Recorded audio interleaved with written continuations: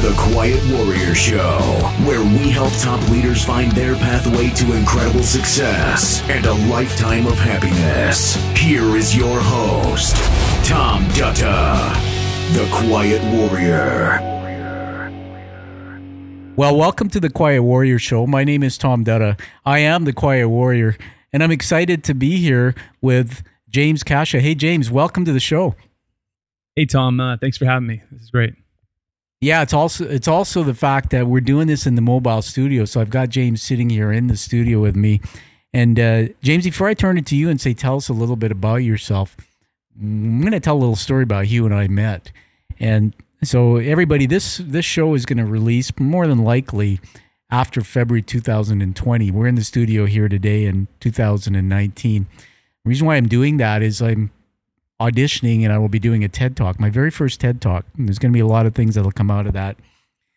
And you know from a previous episode that I had an unfortunate fall in a bathtub after doing the ride to cancer and cracked my head and got my first brain injury, a concussion. And well, life stopped. And doctor said, and psychologist said, Tom, go use your body, do something physical. And it was around about Christmas last year, and I stumbled into a company called Costco. Everybody may know about Costco. It's one of the biggest retailers in the world. And it was to do the Night Stalker role.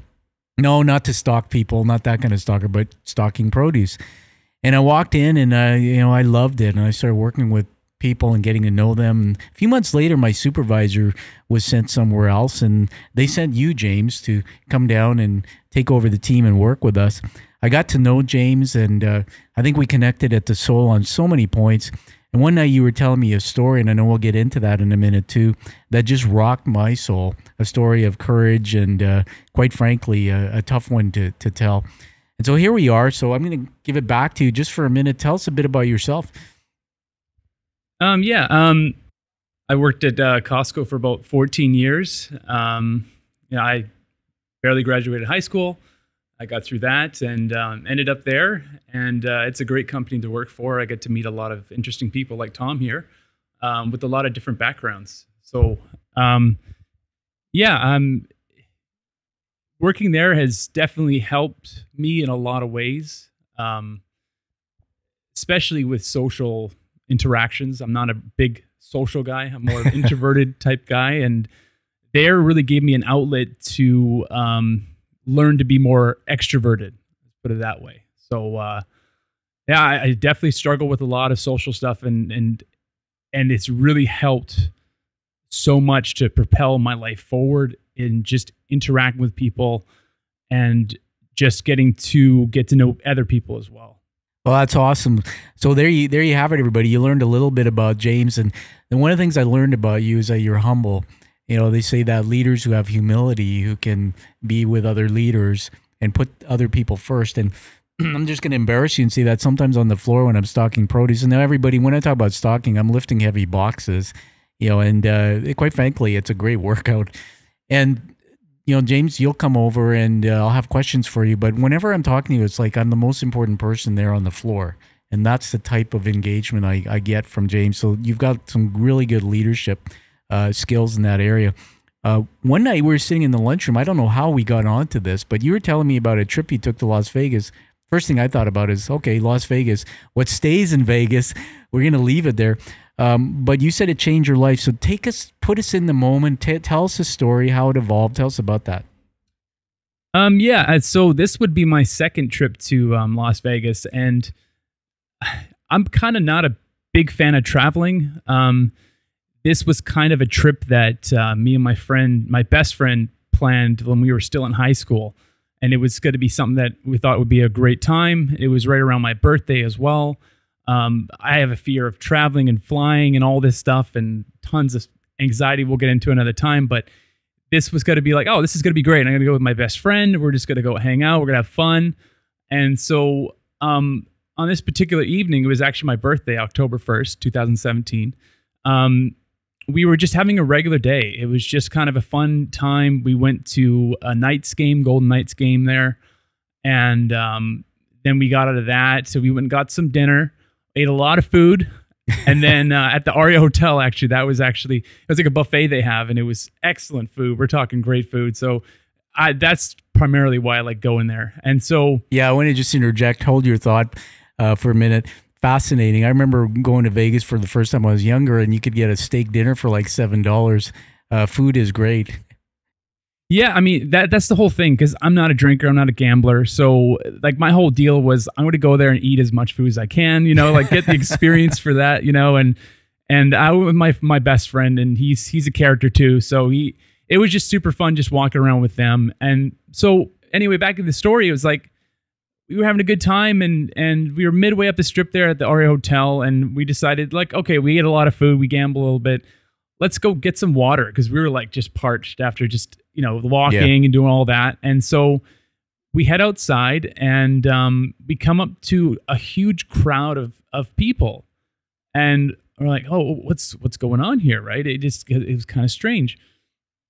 And I swear to God, it's like this one guy turns to me and my friends, singles us out, and says, "You do not want to go down there. Wow. You do not want to go down that way. There is 20 people dead. There's been a mass shooting with high-powered rifles." And the guy went on to tell me that he was in the military. He can recognize some of this kind of stuff. And I was just floored. It was terrifying. And I already have anxiety issues. So this was like DEFCON 3, right? Like we were just like, oh my God. So I turned to my friend and was like, let's get out of here, right? Because we have no idea what's going on. And so I was staying at the Mirage Hotel that night, thank God. And this ties into it. And so we just start like booking it as fast as we can back to my hotel at the Mirage. And so we're going at a decent pace, and my friends can't really move too fast. And that's the one thing that was even more terrifying, is at certain points they had to kind of stop and catch their breath. And it was terrifying. And I had to kind of be the coach to try and motivate them. Like, we have to keep going. We have to keep going. And during that time, as we're weaving in and out of different hotels, like I'm actually just trying to tell people, like, not in a calm state of mind as I can, be like, hey, there's been a shooting. You guys should get into your hotels or get out of the streets or whatever, right? And people are just looking at me like I'm insane, the whole thing. And so as I'm going, I mean, all the thoughts of just like waiting to get shot, like, because they didn't tell us where it was coming from. They just said there's multiple shooters, and so we're just waiting for that bullet literally to drop. And I remember getting through the Caesar Hotel, and we just got out of the Caesar Hotel, and then I hear a woman scream "gun," and I'm telling you, that was flooring. I mean, it literally turned a chaotic situation into just straight up panic. Wow. And people just started scattering. We started running, and at this point, it's kind of like almost slow motion, but I'm seeing people duck behind things and women screaming and crying. And we got to this one divider wall between this Caesar Hotel and another hotel there. And it was about 5 feet tall. And so I was able to scale it. That's fine. And then my best friend's 6'6", weighs about 330 pounds. He's a big guy. So getting him over was interesting. And so now looking back, I could see some of how the situation was kind of comical in a way. But like, we got him over, and then he went to get his fiance over, and he pushes her over, and he gets panicky, and he kind of shoves her down. And I'm trying to catch her, and thank God she didn't hurt anything. So we finally get him over, and we're trying to move as fast as we can. We're in that state of panic, and we're literally waiting for the bullet in the back. We're waiting to get shot. We literally are. And at a certain point, they had to stop and catch breath again. And at a certain point, we just held hands and just walked and started praying all together. And we finally got to the Mirage Hotel, and people are scattering everywhere inside the hotel. It looks like finally people got the point. And I'll give credit where credit's due. The security team in the hotels were nothing but professional. Like, I mean, they were terrified too, but they stuck with their jobs, like coordinating people, making sure the right people were getting to their rooms, their hotels. So I flashed my card for the hotel, and thank God we got into the elevator, and we just, the relief of getting into the room and then just being able to contact family and then turn on the news and find out what actually did happen. Well, I'm gonna just jump in right there. First of all, catch your breath. What an incredible story. I got to just say, I'm going to take everybody back to what I just heard from James here. We purposely wanted to set it up this way where you didn't just say, you remember that Las Vegas shooting? And I remember when you were telling me this story, I mean, there you were, from what I understood, you were walking and somebody said, don't go down there. There's 20 bodies. I can't even imagine what that would have looked like. And then later on, you talked about screaming and a lady, saying gun. And I can imagine the chaos being in a public place, especially Las Vegas, having to deal with that. And the thing you said that just struck me now is we were waiting for a bullet in the back. And then the story of the wall, and I think there is some humor in this. I started thinking about the movie Beverly Hills Cop, where they're trying to get that cop over that wall, and it's like. But here's the thing: I want you to put us back into that moment. I want you to describe so we can feel it in your soul. You had this choice, and most leaders, most people in situations, it's called fight or flight. You had this choice to run, but you became, and you're humble. You'll never say this about yourself, but you became a leader. Here you are, leading your team, these people, to try and get to safety. You didn't run, and despite all the things and we'll do another episode with you about mental health, which is a passion of mine. Despite the things you talk about, yourself with anxiety and challenges you have, I mean, that in itself is incredible to me. And then the part that got my heart growing 3 times its size was the part about holding hands and started praying. And you and I have shared privately about my journey with my faith. I gave up on it many, many years ago because of what was going on in my life, but I found the power of faith and in God in my life. And obviously there were a lot of people that night, thousands of people, turns out, that needed to have that higher power holding their hand. Just tell me at that moment when you were told there's 20 people, don't go there. What do you think made you do what you did? Instead of running, you fought to help people. And then tell us about what were you thinking about at that moment as well in your life? What was going through your head? It was kind of a definitive moment of experiencing, for the first time in my life, actually legitimate, real fear. Yeah. Because of my mental illness and stuff like that, I've always projected fears that aren't there, the things that are unseen that we tell ourselves. This was real. Yes. This was putting yourself to the test. And I'm so thankful to God that I wasn't that coward that just abandoned my friends and ran. There was something that I didn't even think of that. That wasn't even an option in my mind. It was kind of like God just being like, no, this is what's happening. And you just got to follow through with it. And so in a way, it's like, that's God's grace to come in and be like, well, no, this is what we're going to do. And you're not even going to go there. And so like, I knew that obviously in retrospect, I knew that could have been an option, but like, it wasn't even a thought. It was kind of like, no, I need to get these people that are with me to safety. That was like number one. It just took over. It was like exactly what you said, fight or flight. But I think in that moment, it was kind of like that was the clear directive: is you need to take your friends and you need to get to safety. And that's all I can think of. I went tunnel vision with it. Yeah, I mean, I can't. You know what? I can't even imagine. When I was a kid growing up, I had a few circumstances, nothing close to that, by the way. My dad was in the military, and there's many things I saw, but nothing like that. And then when I see all the CNN and the shows of these mass murders and things, one thing I really realize about myself is that I can watch TV because they sensationalize violence and I can handle it. But if I see somebody with a cut finger and some blood, I mean, I'm about passing out there. I mean, I'm not standing there. So you have courage, man, and I give you credit. If I'm in that crowd, I want you at my side to lead me as my guide. But here's the thing I want to ask you. You told me in the lunchroom that day in the warehouse that this defined your life. It changed you. We all have a defining moment, and my show narrative is the hero's journey, where we go through life and we hear this call to go on an adventure, to seek and understand who we are, do something different. We hear the call many times to our life. With me, it was when I was younger, or perhaps it's loss of a job or whatever it is, but we don't answer it. And then comes a time where something happens, and something in us, in our soul says, I'm answering this call. Where you stepped up to this leadership, you did something different. But after that, how's it changed your life, the way you live it, knowing what you know about yourself and what happened that day to hundreds of people? Has it made a difference in what you do living your life today?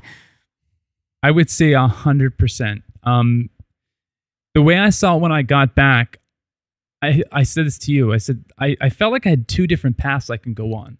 Yeah. One could be to go down the path of anxiety and depression that I was already following up until that point and go even further into it. Or I can decide that now it's time to change. Now it's time to step out of your comfort zone. Yep. Time to get stuff done that you put off because you were too scared to do it, or you didn't believe you can do it. And so thank God I chose the latter, because that was God's knocking on my heart, being like, now it's time to change. Yeah. Now it's time to come towards me and what I want for your life. So I started taking different steps to improve just simple things in my life, like at work. I wasn't thinking of any leadership roles at work. I wasn't planning on any of that. I was miserable. I mean, I was going down a dark path and it was getting darker. And so God kind of said to me, it's like, hey, this is your chance to make the best of the scenario that you have right now. And so I decided I want to get into management now. Like, I've been putting off things for so long. I've been so terrified and not believing in myself and all that. And it's like, I'm just going to do everything the best I can right now. That's awesome. Everybody, just listen to that story. And this is one of the reasons I want to do this interview with you, James, is that this interview could be put anywhere on YouTube or TED Talk or on every mental health and leadership site there is around the world. Because here's the thing that I see in you. First of all, I love you. I love your story. The thing about it is that when you hear James, everybody, he talks about himself in a way where he didn't realize that you have the greatness in you. You have the power and the ability to be whoever you want to be. You took a situation like that and you just did what instinctively you are. And that's the teaching moment on the show today, is that we come through our lives, through our lifelines, growing up with fathers and people of influence and mothers, and people around us tell us things. Sometimes we're shaped in our minds to believe that we're not who we really are. And it takes a defining moment like that where you didn't have time to think. Somebody said, don't go there. Somebody said, there's a gun. Somebody said, oh my God, we're waiting for a bullet in the back. Somebody said, you got to get this 300-pound guy over that fence, over that wall so that you can keep moving forward. Somebody said, despite all the things I feel about myself and all my fears, I'm not going to be fearful today. I'm a hero. I'm going to help people. Dude, that's really who you are. And that's your strengths. That's your gifts. You should be in leadership. It doesn't matter if that defines you in a way that people see, well, you have more talent. It actually doesn't. The fact is that what we heard James the other day is a story that so many people who get stuck in the past, get stuck in that dark side of themselves, have this defining moment and realize that this is really the greatness, the power that I got within myself. The coolest thing I think about your story on top of that is this faith and bringing God into that situation, realizing that you've got part of your strength from knowing that somebody was holding your hand, somebody at a higher level. That's something I never had when I was younger in my life. And when I realized this power of that, I bring faith into everything I do, business and personally. So we have about a minute and a half to wrap up here, and I'm going to put you on the spot. And let's finish on a high. Tell us about your favorite movie, and leave us with some advice for the universe going forward. Wow, that's a loaded question.